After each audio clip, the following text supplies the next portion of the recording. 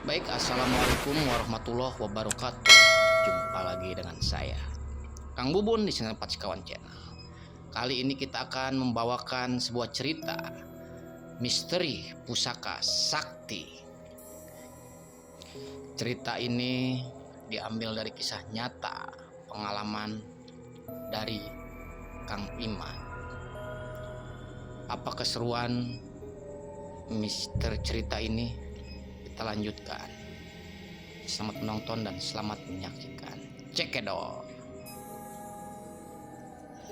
Pada siang hari pukul 8 pagi, Kang Imat merenung dalam sebuah sendu yang sangat mendalam karena keluarga dia yang sangat memprihatinkan jauh dari sebuah kemewahan. Kang Iwat sehari-harinya seorang penjual sayuran dan berdagang di pinggir jalan. Beliau merenung bagaimana caranya untuk menafkahi seorang istri dan anaknya. Dan Kang Imat pun mulai berjalan. Lagi pulang sembari termenung dan membicarakan di dalam hatinya. Menggerutuk. Ya Allah, bagaimana nasib istri dan anakku besok? Karena dia pun akan masuk sekolah. Untuk biaya sehari-hari pun saya sangat ini ya Rob. Kang Imat menggerutu dalam hati. Dan mulai dia bergegas pulang mengasihkan hasil jualannya kepada sang istri. Assalamualaikum. Kang Imat sambil berkata kepada sang istrinya, dan istrinya pun mulai bergegas keluar yang lagi nyuci berkas. Waalaikumsalam, Kang. Udah pulang. Sini, ngopi dulu, istirahat lah. Jangan banyak pikiran, Kang. Yang penting keluarga kita itu sehat. Itu pun aku sudah senang dan Akang pun sehat ya, Kang. Udahlah. Segini juga cukup untuk biaya hidup kita sehari-hari, Kang. Iya cukup sih deh, cuman bingung juga kan sebentar lagi si Anto mau sekolah. Bingung juga kita untuk memasukkan biaya sekolah kan tidak sedikit deh. Iya sih, Bang. Cuman kan kalau misalnya banyak pikiran, nanti ke abangnya pun sakit, ke adanya pun ntar bingung juga sih. Udahlah, jangan banyak pikiran. Ntar juga ketemu toh jalannya. Iya dek, untung aku punya istri sebaik kamu yang selalu menasehatiku dikala aku suntuk jadi teman, dikala aku pusing bisa menasehati. Inilah yang disebutkan mungkin istri saleha ya dek ya. Terima kasih ya dek. Singkat cerita, Kang Imat pun malam pun sudah berlarut malam, dan bincang-bincang dia dengan istrinya pun sudah selesai dan waktunya tidur. Pagi hari pun sudah mulai, sang fajar sudah mulai timbul dari arah barat. Dan Kang Imat pun mulai berjualan lagi dan berjalan menyusuri hutan belantara yang ada di dusunnya. Tiba-tiba di hari itu Kang Imat mulai ngasok dulu dan minum air kopi dan bersender di pohon besar yang berada di hutan itu. Dan secara tiba-tiba Kang Imat pun mendapatkan petuah atau pituduh atau piwangsit yang berada di situ. Dan tanpa disengaja dia pun tidur kayak ada yang menyirap. Hmm. Dan di dalam impiannya itu muncul seorang kakek-kakek yang mengaku sebagai karuhunnya. Sampurasun, Kasep.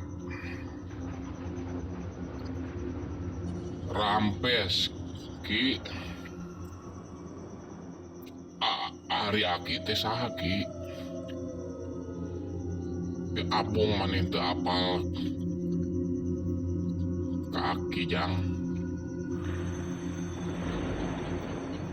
Henteu da. Ieu teh saha sebenarnya saha? Ieu teh wujud maneh, Kasep.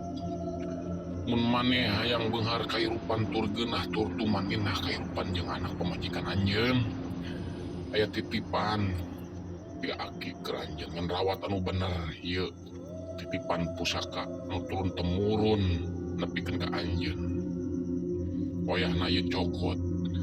Tengah wengi anjeun datang ka leuweung larangan di dinya anjeun wayahna kudu duduk semedi katapak di dinya hiji tempat. Pokokna bakal dipasihkeun ku aki eta pusaka nu bakal nyenangkeun hirup anjeun jeung nulung ka batur. Si kakek tersebut bilang seperti itu kepada Kang Imad. Dan Kang Imad pun mulai terbangun dari tidurnya karena ada sesosok nyamuk masuk ke dalam hidungnya. Waduh. Barusan aku mimpi apa ya? Kok kayak yang nyata banget. Dan Kang Imad pun tidak jadi berangkat ke pasar karena mendapat wangsit tersebut dan kembali ke rumah kepada sang istrinya.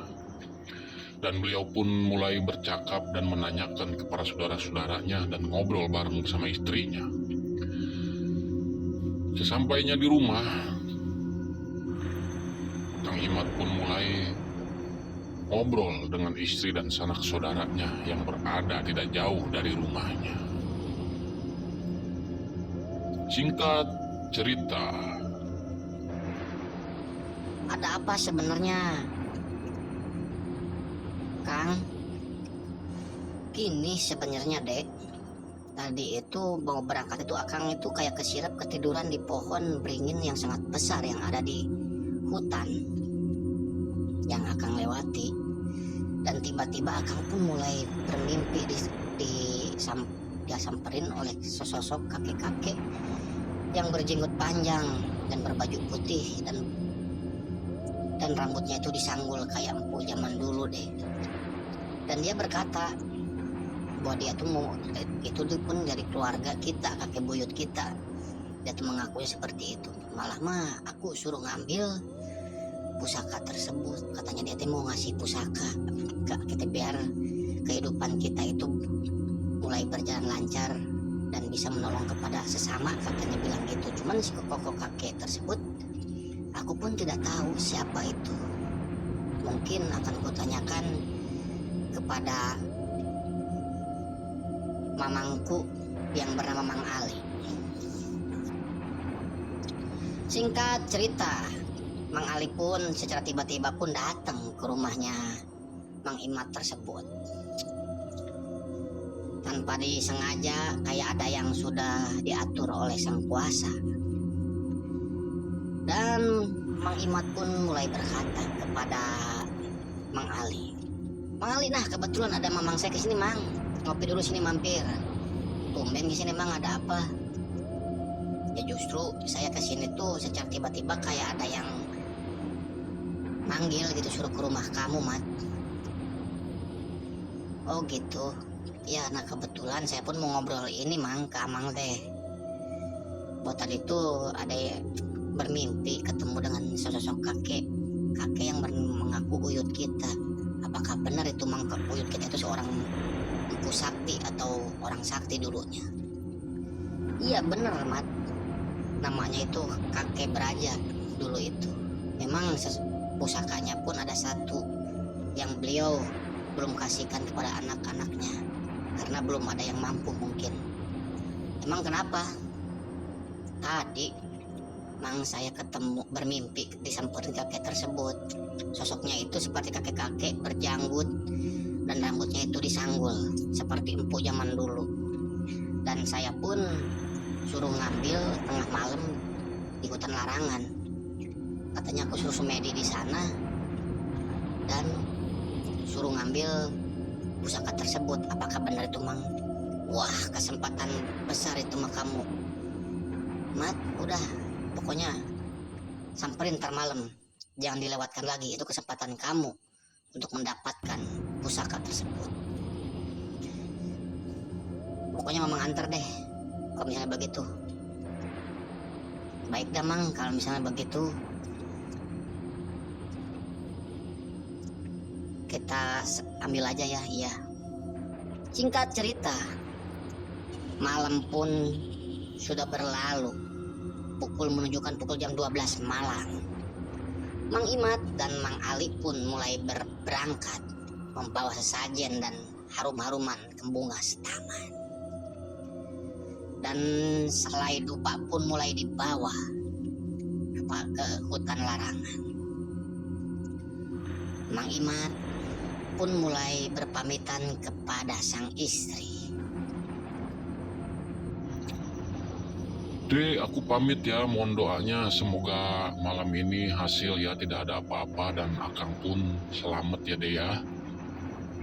Iya Kang, moga-moga Akang hasil dan mulus rahayu berkah selamat Kang, sesuai yang Akang harapkan. Pokoknya keluarga di sini semua mendoakan Akang ya Kang. Amin, terima kasih Dek doa dan semangatnya.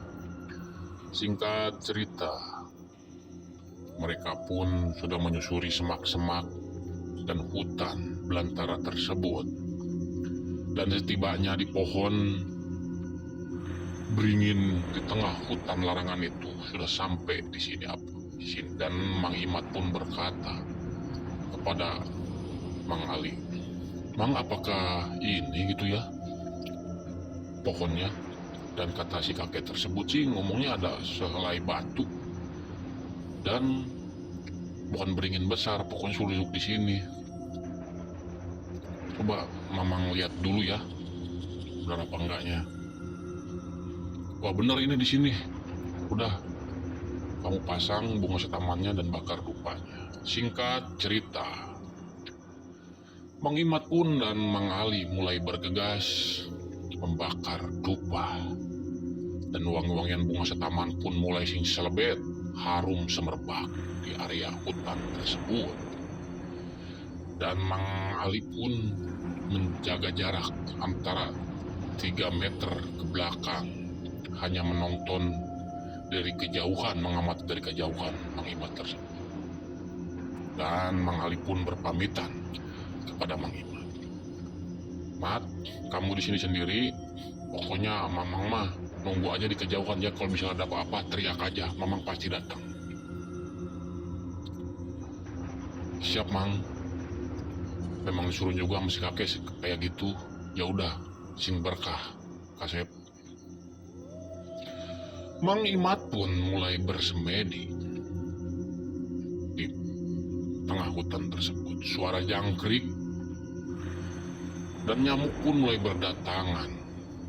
Banyak goda-godaan yang seperti gauman harimau, ular dan suara-suara kuntilanak pun mulai berdatangan. Dan tetapi kagumnya dengan Mang Imat, dengan tujuannya yang sangat mulia, Mang Imat tersebut tahan dengan goda-godaan tersebut. Yang terakhir, ada godaannya disamperin sebuah wanita cantik yang berwujud seperti putri dari kayangan. Dan tiba-tiba menyamperin Mang Imat tersebut yang lagi bersemedi. Kang, lagi apa kamu di sini, Kang? Kang, ayo main sama aku, Kang.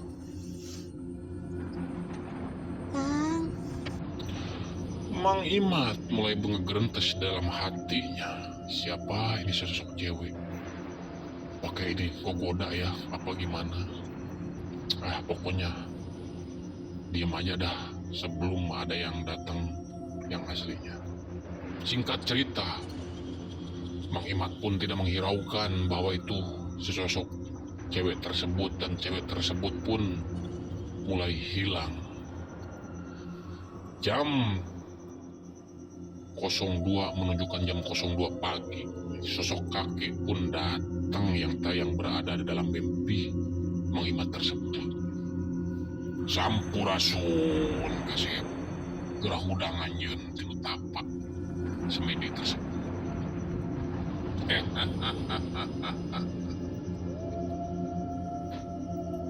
Mang Imat pun mulai kaget dan tertegun melihat si kakek yang persis dalam impiannya tersebut. Dan Mang Imat pun mulai membuka matanya dan melihat dan ngobrol berbincang-bincang dengan si kakek tersebut.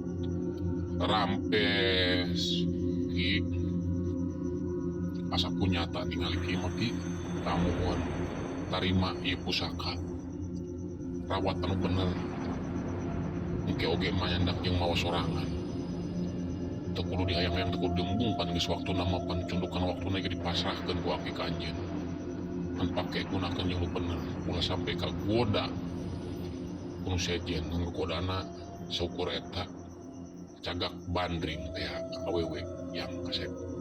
Lamun anjeun bisa mawa jeung nyandakna kahirupan anjeun bahkan berkah jeung tumaninah tah rumah tangga anjeun bisa nulung ka batur, nulung ka nu susah nyaman terbaikeun. Mangga tarima kasep. Singkat cerita, Mang Imat pun mulai menerima pemberian si kakek tersebut. Terima kasih Ki ditampi ku abdi.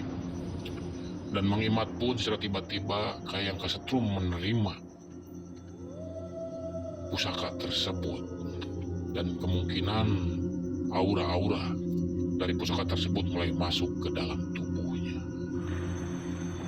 Singkat cerita, si kakek tersebut mulai hilang kembali dan Mang Imat pun mulai pulang dan memanggil Mang Ali yang menunggu di 3 meter ke belakang. Mang. Mang Ali pun mulai datang. Iya kasep, abang datang ya non. Ini Mang udah beres. Ya udah, ayo pulang. Dan singkat cerita, nyampe di rumahnya itu pukul 5 pagi dan mulai bercerita kepada sang istrinya. Assalamualaikum. Abang pulang nih dengan si Mamang, sediain minuman dulu, kopi, karena aura di luar itu sangat dingin deh. Si istrinya pun mulai menyaut dari bangun tidurnya dan menyambut sang suami dan mamangnya. Waalaikumsalam, Mang. Kang udah nyampe, gimana Kang? Itunya hasil. Ya deh, ntar aku bikin kopi dulu ya, Kang. Mang ngopi dulu ya, jangan dulu pulang. Iya deh, sok bikin kopi aja dulu, biar si Mamang ngopi dan ngobrol dulu di sini. Singkat cerita, Mang Imat pun berbincang-bincang dengan Mang Ali dan sang istrinya. Dan menurut Mang Ali, si pusaka tersebut suruh disimpan di dalam kamar tempat sholat atau pendaringan yang berada di rumahnya. Singkat cerita, mereka pun mulai bergurau sampai pagi dan kopi pun sudah habis dan Mang Ali pun mulai pulang. Dan Mang Imat pun mulai bangun tidur karena saking kelelahannya, dan mulai bangun tidur dan melihat si pusaka tersebut. Dan tiba-tiba ada pengusaha besar datang ke rumah dia, mengajak memberi uang dan modal kepada dia untuk menjadi bos proyek. Mang Imat pun kaget karena ada tiba-tiba secara bos besar datang ke rumahnya dan dengan senang hati menyambut si bos tersebut. Assalamualaikum. Waalaikumsalam. Siapa ya? Saya ini ada titipan dari majikan saya, suruh anterin ini uang kamu untuk kamu minjem modal buat terserah mau digunakan dengan apa saja. Mang Imat mulai menerima si uang tersebut dengan kaget dan bertanya dalam hatinya apakah ini hoki dari pusaka tersebut yang si kakek bilang. Dengan senang hati, uang tersebut dipakai modal untuk membeli bahan material yang berada di komplek lingkungannya. Karena di komplek lingkungannya pun sedang dibangun sebuah perumahan. Dan mereka, Mang Imat pun mulai belanja dan maju. Dan usahanya pun maju pesat. 3 tahun kemudian Mang Imat membeli rumah baru dan mobil-mobilnya pun sangat mewah. Dan masyarakat di situ pun kagum kepada dia. Dengan seiringnya waktu, Mang Imat pun mulai menolong kepada sesama atau ke pakir-pakir miskin yang berada yang sempat si kakek ucapkan. Pokoknya Mang Imat semakin sini adalah semakin jaya usahanya. Dan Mang Imat bilang alhamdulillah ya dek, usaha kita semenjak adanya usaha ini ke Kersaning Gusti, kita jadi pesat dan maju ya dek. Apa benar itu kata si kakek buyut kita?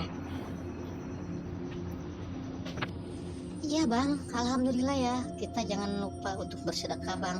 Bagaimanapun kita pernah merasakan apa yang dibawa ada mereka. Iya dek, alhamdulillah berkah ini kan buat berkat doa kamu juga. Selama ini selalu mendoakan akang dan bertahajud. Semata-mata ini pun hanyalah titipan dari Sang Kuasa. Begitulah akhir dari sebuah cerita ini. Semoga bisa jadi contoh yang baik dan positif bagi kita semua. Semata-mata hanyalah Allah Subhanahu wa Ta'ala yang mengabulkan segala doa-doa kita. Baik, assalamualaikum warahmatullahi wabarakatuh.